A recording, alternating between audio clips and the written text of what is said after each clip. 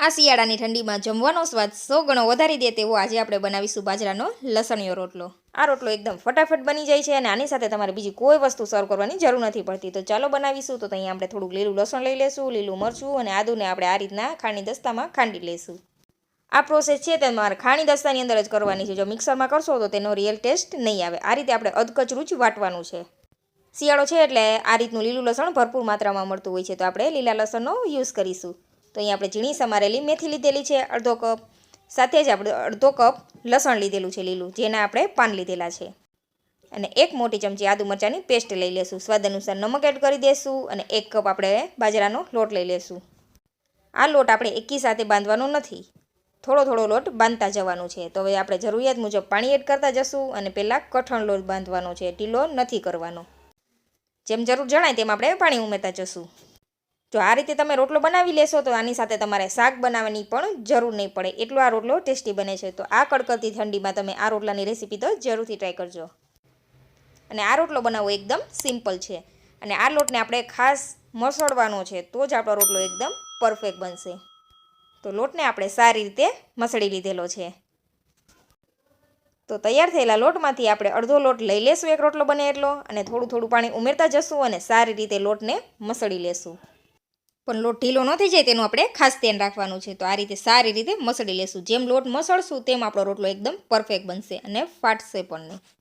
લોટ સારી રીતે મસળાઈ જાય એટલે હવે તેનો આપણે આ રીતનો રાઉન્ડ બોલ બનાવી લેશું।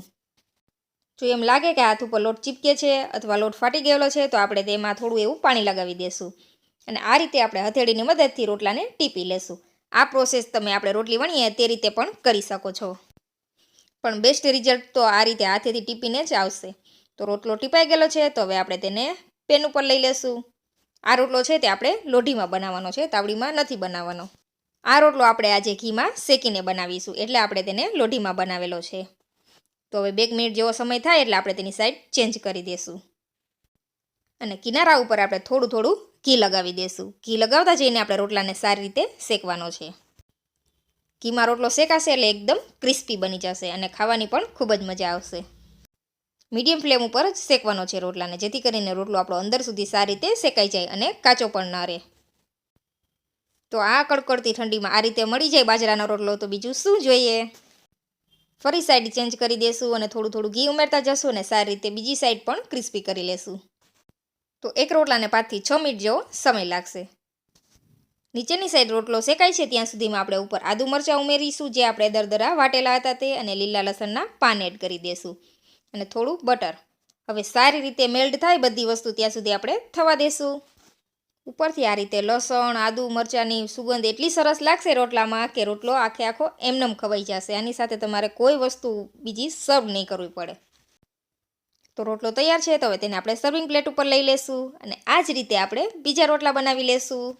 રોટલો આપણે સર્વ કરીએ ત્યારે ઉપરથી ફરી થોડું એવું બટર અથવા ઘી એડ કરી દેવાનું, જેથી ખાવાની ખૂબ જ મજા આવે।